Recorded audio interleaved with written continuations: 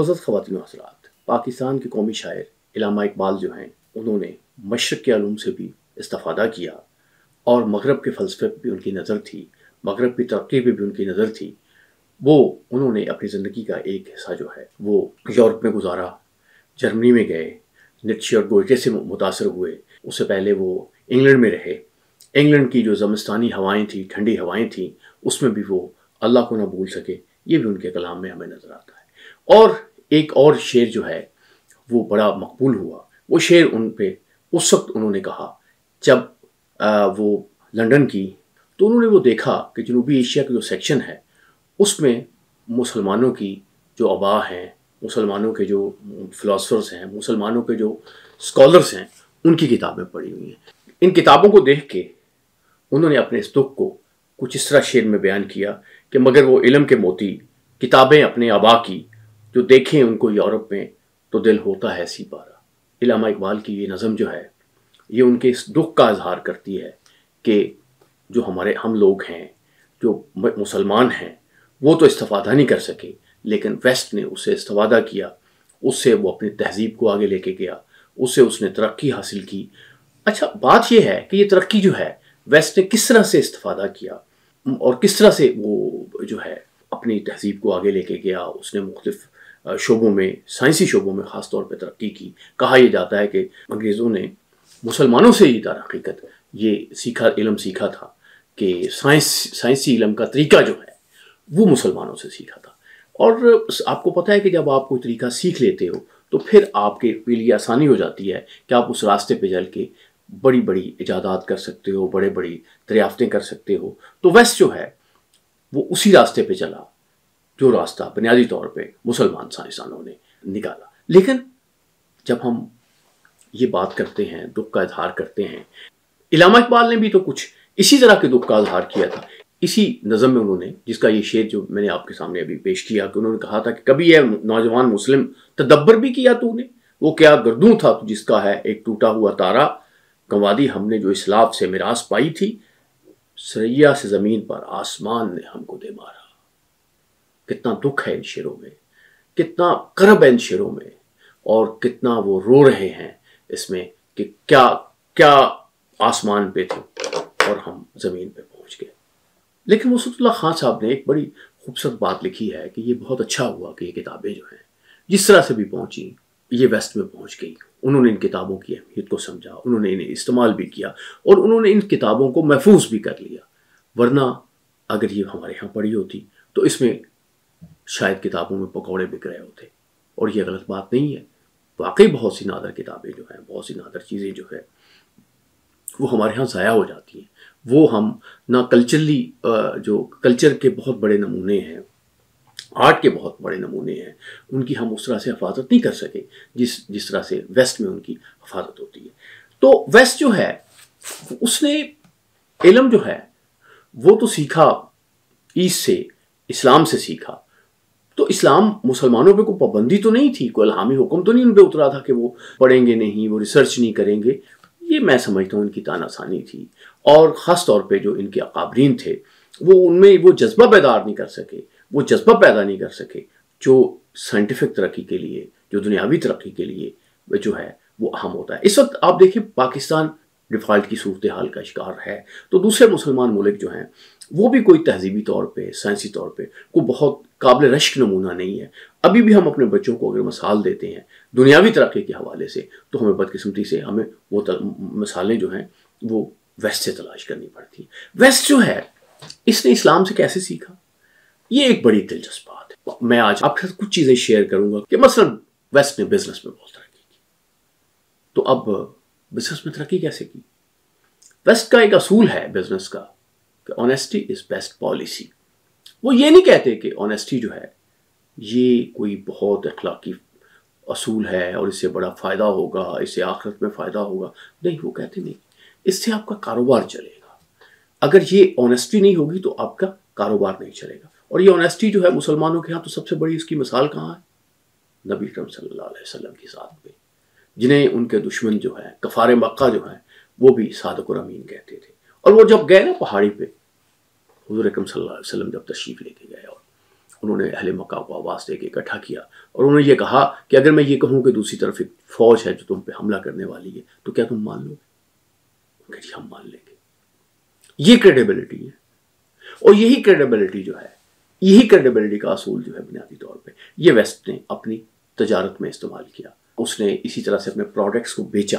کبھی آپ غور کریں کہ مہر لگی ہوتی ہے made in America, made in Britain, made in France, made in Germany, آنکھیں بند کر کے آپ خرید لیتے ہیں کیونکہ آپ کو یقین ہوتا ہے کہ جو کچھ اس نے دعویٰ کیا ہے وہ اس میں ہوگا، آپ کے ساتھ دھوکہ نہیں ہوگا. یہ جو کریڈیبلٹی ہے اور یہ جو کہنا ہے وہی کرنا ہے، پروڈکٹس کے متعلق یہ جو امیج ہے ظاہر ہے وہ مادی ہے ان کا، اس سے وہ بزنس کرتے ہیں. تو آنیسٹی نے جب بیسٹ پالیسی کی ایک صورتحال اختیار کی ویسٹ میں، تو اس کے آپ دیکھتے ہیں کیا رزلٹس ہیں کہ ویسٹ نے بہت زیادہ ترقی کی. اس کی پروڈکٹس جو ہیں وہ دنیا بھر میں بکتی ہیں اور خوب بکتی ہیں، اور انہی ممالک کی بکتی ہیں زیادہ جن ممالک کی جو ہے ایک ان کی کریڈیبلٹی ہوتی ہے، ان چیزوں کی کریڈیبلٹی ہوتی ہے. چین کی جو ہیں وہ صرف اس لیے بک رہی ہیں کہ سستی ہوتی ہے، لیکن وہ کریڈیبلٹی جو ہے وہ نہیں بنا پایا چین جو ہے دنیا بھر میں، جو جاپان نے بھی بنائی، جو فرانس نے بنائی، جو یورپ نے بنائی، جو امریکہ نے بنائی. اصول کیا ہے؟ امین، جو آپ کہہ رہے ہیں آپ امانت دے رہے ہیں، آپ صادق ہیں، جو آپ بات کر رہے ہیں وہ بات آپ دے رہے ہیں. آپ بہت مہنگی بیچ رہے ہیں، ویسٹ والے مہنگی بیچ رہے ہیں کیونکہ ان کے ہاں تو کوئی وہ تو یہ کام جو ہے خالصتاً مادی نقطہ نظر سے کرتے ہیں. لیکن اگر آپ دیکھیں گے تو آپ تلاش کر سکتے ہیں نبی اکرم صلی اللہ علیہ وسلم کی ذات کے عملی نمونے میں کہ کس طرح سے انہوں نے جو ہے وہ مذہب جو ہے وہ اسلام جو ہے اس پہ لوگوں کو اکٹھا کیا، اور اسی چیز سے انہوں نے اس میں روحانیت مائنس کر دی. ویسٹ نے اس نے کہا آنیسٹی کو پالیسی بناؤ، اور پالیسی بنا کے کاروبار کرو تو کاروبار آپ کا چلے گا. آنیسٹی میں کوئی برکت بھی ہے، وہ اس برکت کو تو نہیں مانتے، لیکن وہ دیکھتے ہیں کہ اگر آنیسٹی نہیں ہوتی تو پھر کاروبار نہیں ہوتا. معزز خواتین و حضرات، اسی طرح سے ویسٹ نے یہی نہیں کیا کہ انہوں نے کوئی آپ یہ دیکھیں کہ صرف اسلام سے استفادہ کیا، انہوں نے اور سارے مذاہب کو بھی دیکھا، ان کے فلاسفرز سے دیکھا. ان کے فلاسفرز جو ہیں وہ مختلف جو آئیڈیاز ہیں ان کو دیکھتے ہیں، وہ پھر جو بزنس ورلڈ ہے اس کو دیتے ہیں، بلکہ بزنس ورلڈ ایسے لوگوں کو ہائر کرتی ہے جو مختلف چیزیں پڑھتے رہتے ہیں، دنیا میں ہونے والے تجربات کو دیکھتے رہتے ہیں. یعنی ایک ہیلتھی بات آپ دیکھ لیں. ہم ایک اور بات کرنے جا رہے ہیں آپ کے ساتھ کہ یوگا جو ہے ہندوؤں کے جو مذہبی ایک معاملہ ہے، جو مذہب ہے اس کا ایک حصہ ہے. یوگا جو ہے میڈیٹیشن کا حصہ ہے. مگر ویسٹ نے دیکھا کہ ان ایکسرسائزز میں انسانی جسم کے لیے بڑا فائدہ ہے، یہ اس سے بڑے امراض دور کیے جا سکتے ہیں، اس کو جسم کو بڑا مینٹین کیا جا سکتا ہے. اس نے کیا کیا؟ اس نے میڈیٹیشن نکال دی، ایکسرسائز رکھ لی. ایکسرسائز کے لیے وہ اپنی اب صحت ٹھیک کرتے ہیں. حالانکہ بنیادی طور پہ تو دیکھیں نا، یہ یوگا جو ہے یہ شروع میں جب یہ جو برہمن تھے جنگلوں میں جاتے تھے اور وہاں پوجا پاٹ کرتے تھے تو وہ یہ یوگا کی ایکسرسائز کرتے تھے. اور جو مختلف آپ کتابیں ہیں مذہبی ہندوؤں کی، اس میں آپ یوگا کے مختلف آسن، مختلف چیزیں جو ہیں وہ آپ کو ملتی ہیں. لیکن ویسٹ نے کیا کیا؟ ویسٹ نے اس میں میڈیٹیشن نکال دی، ایکسرسائز کو استعمال کر لیا. بالکل اسی طرح سے جیسے میں نے کہا کہ انہوں نے کہا کہ نہیں، یہ آنیسٹی اخلاقی اصول تو ہے، اس کا فائدہ اگلی دنیا میں ہوتا ہے یا نہیں ہوتا ہے اس کے جھگڑے میں نہ پڑو، لیکن دنیا میں ضرور ہوتا ہے. آپ کا کاروبار نہیں چل سکتا اگر آپ آنیسٹ ہوں. ہم اگر فرض کریں ہم اس بات کو نہیں سمجھ سکے تو اس میں ہمارا اپنا قصور ہے. اب آنیسٹی کا یہ کانسیپٹ ویسٹ میں اتنا زیادہ ہے کہ کبھی آپ جائیں اور کسی شخص سے کہیں، کسی بچے سے کہیں کہ دودھ میں یار پانی ڈال اور بیچ دو، تو اس کو یہی سمجھ نہیں آئی کہ آپ کیا بات کر رہے ہیں. وہ کہے گا پھر یہ دودھ رہے گا یا پانی رہے گا. لیکن ہمارے ہاں ایسا نہیں ہے، اور ہم ترقی بھی تو نہیں کر رہے. ہم اپنے آپ کو بہت تیز سمجھ رہے ہیں، ذہین سمجھ رہے ہیں، لیکن ہم ترقی نہیں کر رہے. ہم جو ہے ہم نے ایک طرح سے جو نبی اکرم صلی اللہ علیہ وسلم نے فرمایا ان کی شان میں بہت کچھ بیان کرتے ہیں، لیکن ان کی باتوں پہ عمل ذرا کم کرتے ہیں، اور اسی طرح سے پھر ہمیں فائدہ بھی دنیا میں کم ہوتا ہے. تو ویسٹ کی جیسے میں نے بات کی کہ انہوں نے آنیسٹی کا اصول لیا، وہ ہم اسلام میں تلاش کرتے ہیں روشن مثالوں کی صورت میں. انہوں نے یوگا کی ہیلتھ کو بہتر کیا، وہ ہم تلاش کرتے ہیں اس میں ہندو مت میں کرتے ہیں. اچھا اب ہوا کیا؟ صحت مند بھی ہو گئے، پیسے بھی آپ کے پاس آ گئے، لیکن پتہ چلا کہ یہ سب آنے کے بعد آپ خوش نہیں ہیں. جو ویسٹ کا سرمایہ دار ہے وہ بڑا پریشان ہے. کیپٹلسٹ سوسائٹی نے، فری مارکیٹ نے اس کو پیسہ تو دے دیا، سکون نہیں دیا. یہ گولیاں جو ہیں نیند والی یہ بڑی بکنی شروع ہو گئی. سائیکالوجسٹ آ گئے، دوسرے لوگ آ گئے، لیکن اس پہ بھی کام ہوا کہ حقیقی خوشی ہے کیا اور کہاں سے تلاش کی جائے؟ پہلی بات کا پتہ تو یہ چلا کہ یہ جو آپ گاڑی بدل لیتے ہو تو یہ چند دنوں کی خوشی ہوتی ہے، کپڑے بہت اچھے لے لیتے ہو یہ چند دنوں کی خوشی ہوتی ہے، پیسہ بہت اکٹھا کر لیتے ہو اطمینان ہوتا ہے، ایک آپ کو تحفظ کا احساس ہوتا ہے، لیکن خوف بھی ہوتا ہے، ساتھ لاتا ہے کہ کہیں چوری نہ ہو جائے، نقصان نہ ہو جائے، یہ احساس اس کے خوف بھی تو آتا ہے نا۔ تو پھر اب انہوں نے سوچا کہ اب کیا کیا جائے، اب حقیقی خوشی کیسے دریافت کی جائے۔ یہ ریسنٹ ہسٹری آپ دیکھیں تو اس میں بہت سے آپ کو مفکر ملیں گے، وہاں بہت سے لوگ ہیں، اس میں ایک بہت نام جو پیش ہے وہ کیرن آرمسٹرانگ کا، جو نن تھی اور پھر اس کے بعد اس نے اسلام کو پڑھا اور پھر اس کے بعد اس نے، وہ عیسائی تھی بنیادی طور پہ، اور لیکن اس نے چھوڑ دیا یہ نن، اور اس نے کہا کہ بیکار میں یہ کام کرتی رہی ہوں۔ اس کے بعد اس نے جوڈائزم کو پڑھا، اس کے بعد اس نے دوسری کتابوں کو پڑھا، اس نے بدھ کو پڑھا، اور پھر اس نے کہا کہ نہیں، میں آپ کو بتاتی ہوں ایک خوشی جو ہے اس کا ایک طریقہ کیا ہے، اور یہ طریقہ جو ہے خوشی کا وہ میں آپ کو بتاتی ہوں کہ آپ اگر اس کو پریکٹس کریں۔ اس نے کتاب لکھی ہے کہ کس طرح سے جو آپ کا کمپیشن ہے، جو آپ کا شفقانہ رویہ ہے، وہ آپ کی زندگی کو تبدیل کر سکتا ہے، خوشیوں سے بچ سکتا ہے۔ تو ایک کتاب انہی 12 اصولوں پہ اس نے لکھی ہوئی ہے۔ آپ کا رویہ ہمدردانہ ہو جائے، رحم دلانہ ہو جائے، لوگوں کے ساتھ اچھا ہو جائے، تو آپ کی زندگی میں سکون آ جائے گا۔ یعنی اس نے سکون کا جو راز تلاش کیا اور وہ بیان کر رہی، اور یہ وہ اکیلی نہیں کر رہی، اس کے ساتھ دوسرے بہت سے لوگ بھی کر رہے ہیں۔ اور آیا یہ کہاں سے ہے؟ یہ بھی بڑی دلچسپ بات ہے۔ بہت خواتین و حضرات، انسانی تاریخ میں جو وقت ہے 500 قبل مسیح سے لے کے 400 قبل مسیح تک، یہ بڑا اہم ہے۔ اس میں یہ جنگیں بھی تھیں، جھگڑے بھی تھے، انسانی تہذیب ترقی بھی کر رہی تھی، لیکن فلسفے بھی آ رہے تھے۔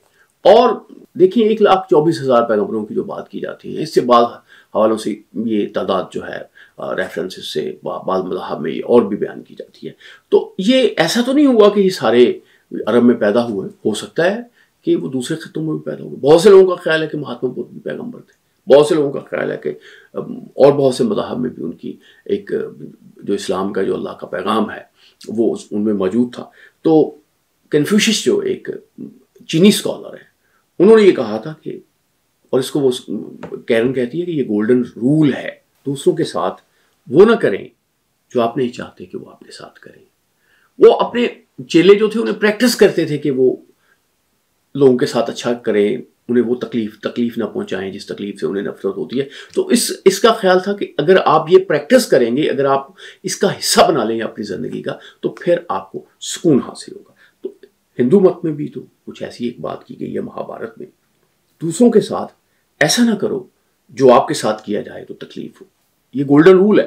گویا یہ میسج چین میں بھی پہنچ گیا، یہ بھارت میں بھی پہنچ گیا۔ یہ ہدایت کی ذمہ داری اللہ نے اپنے ذمہ لے رکھی ہے نا، کسی نہ کسی طریقے سے اس نے دی تو وہی بہتر سمجھتا ہے کہ اسے کیسے دی۔ اور پھر بدھ مت میں کہ دوسروں کو ان طریقوں سے تکلیف نہ دیں جس سے آپ خود تکلیف محسوس کرتے ہیں۔ کہ آپ یہ دیکھیں آپ کے دل کو کن چیزوں سے تکلیف پہنچتی ہے، آپ وہ طریقے اختیار نہ کریں۔